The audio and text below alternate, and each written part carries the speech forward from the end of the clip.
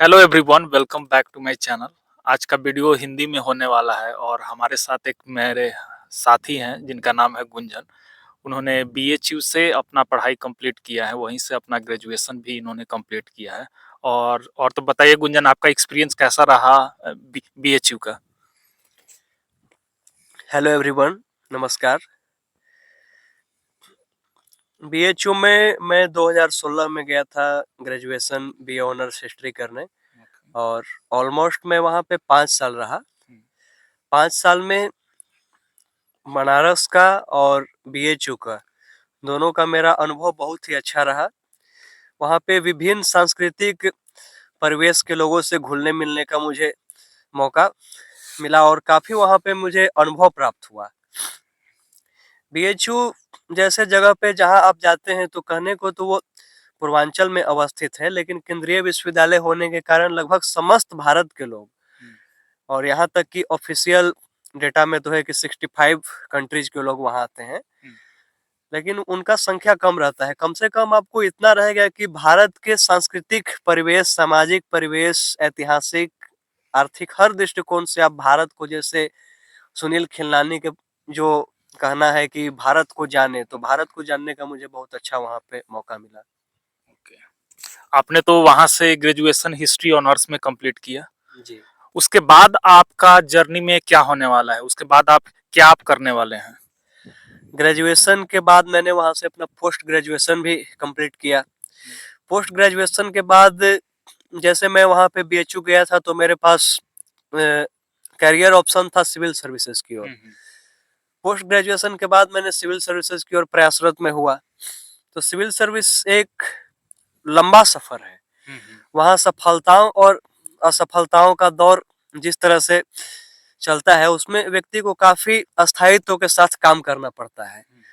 तो इस स्थिति को देखते हुए मैंने अपने एक फाइनेंशियल सपोर्ट के लिए या फिर एक बैकअप प्रोग्राम के लिए कि बाय द वे अगर मैं सिविल सेवा में अंतिम रूप से चयनित नहीं हुआ तो एकेडमिक क्षेत्र में नेट जेआरएफ होता है एमए के बाद, उससे आप प्रोफेसरशिप वाले लाइन में जा सकते हैं। तो फिलहाल तो मैंने अभी वहाँ पे पीएचडी में अपना एनरोलमेंट कुमाऊं यूनिवर्सिटी नैनीताल में करवाया हुआ है और सिविल सर्विसेज की तैयारी जारी है। देखिए, अगर सिविल सर्विसेज में मैं अगर अंतिम रूप से चयनित हुआ तब तो सफर उस ओर रहेगा, और अगर बाई लक या बाई मेहनत अगर मेरा किसी तरह से कम रहा और सिविल सर्विस के लिए मैं चयनित नहीं हो पाया, तब मैं अपने एकेडमिक के क्षेत्र में, पढ़ाने के क्षेत्र में अपना आऊंगा और उसी क्षेत्र में से समाज को आगे बढ़ाने में योगदान दूंगा। हमारे स्टेट में, खासकर बिहार में, ज्यादातर बच्चे गवर्नमेंट जॉब की तरफ भागते हैं और तो कभी कभी उनका सब्र बहुत ही ज्यादा हो जाता है और फिर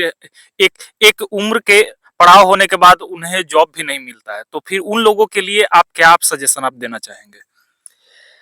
देखिए, सबसे पहली बात है कि तो कोई भी बच्चा अगर इंटरमीडिएट के बाद ग्रेजुएशन में जाता है तो उसी समय से उसको कुछ ना कुछ इस तरह का गाइडेंस मिलना चाहिए कि आप भविष्य में जाकर कहाँ पे और किस लायक हैं, कहाँ तक आप सक्सेस हो पाइएगा। क्योंकि इंटरमीडिएट के बाद मैं हमेशा कहता हूँ कि सबसे एनर्जेटिक जो विद्यार्थी होता है वो बीए फर्स्ट ईयर का विद्यार्थी होता है। वो ना तो क्लास 9-10 का होता है और ना ही एमए का विद्यार्थी होता है, क्योंकि आपका जो ब्रेन का शार्पनेस है वो 9, 10 और 11, 12 इन 4 सालों के दौरान आता है।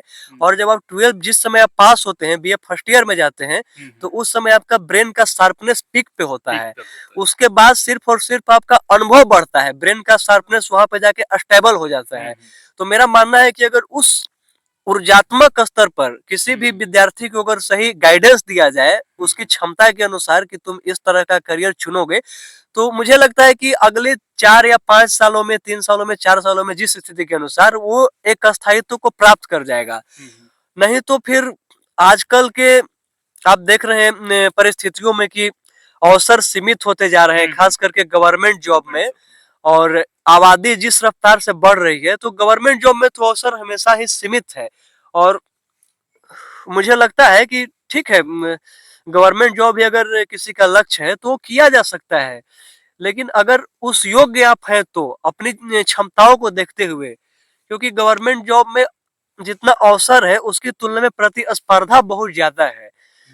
तो इसीलिए मेरा मानना है कि जो भी विद्यार्थी अगर इंटरमीडिएट पास हो रहा है तो उसके सीनियर्स को, उसके अभिभावकों को, उसकी क्षमताओं को देखते हुए ही उसे प्रोत्साहित करना चाहिए, ताकि वो भविष्य में आकर अपना एक स्थायित्व की ओर अग्रसर हो सके।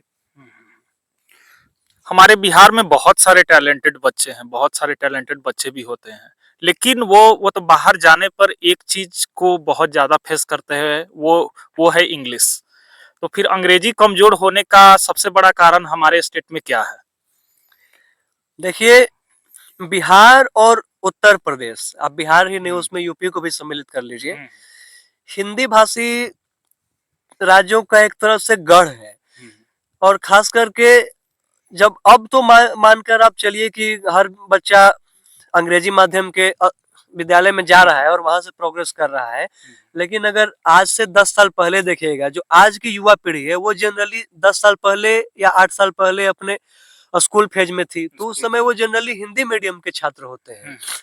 और जो लोग भी आप देख रहे हैं कि जितने भी इंग्लिश मीडियम के भी स्कूल ग्रामीण स्तर पे स्थापित हो रहे हैं, तो उनमें क्वालिटी का स्तर वो नहीं है। आप देखिएगा कि पालीगंज, जैसे हम लोग हैं पालीगंज पटना जिला के छोटे से जगह पे हैं, तो इस तरह के कस्बाई क्षेत्रों में जो इंग्लिश मीडियम के भी स्कूल हैं, वो उस तरह का इंग्लिश प्रोवाइड नहीं कर पाते हैं जो कि भविष्य में जाकर वर्ल्ड क्लास या फिर देश के लेवल पे, स्टेट के लेवल पे जो भी कंपटीशन हो रहा है, तो उसको प्रतिस्पर्धा वहां पे जाके कर सके।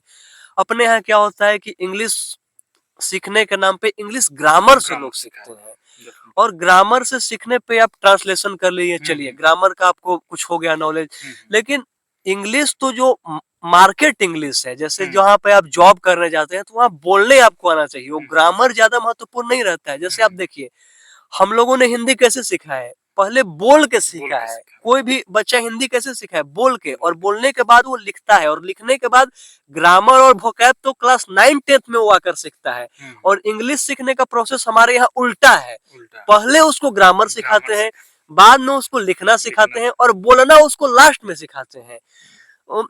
तो मेरा जहां तक मानना है कि जो प्रोसेस है उसमें बहुत बड़ी कमी है। प्रोसेस ये होना चाहिए था कि अगर कोई विद्यार्थी को अंग्रेजी भाषा का नॉलेज देना है, तो सबसे पहले उसको इंग्लिश का न्यूज़पेपर पढ़ने के लिए देना चाहिए।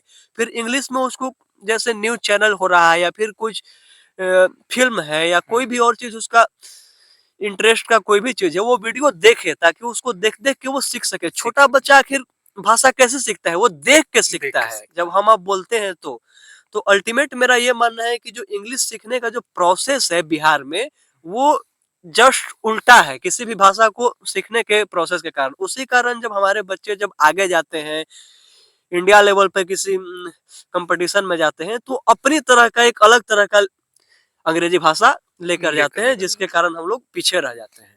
Definitely, definitely. आपने गुंजन बहुत ही अच्छा कहा, क्योंकि इंग्लिश यहाँ पर लोग बहुत कम बोलते हैं, जिसके कारण उनको ये सब समस्या का फेस करना पड़ता है। तो गुंजन, बहुत-बहुत धन्यवाद हमारे चैनल पर आने के लिए।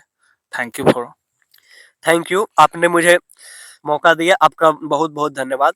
जय हिंद।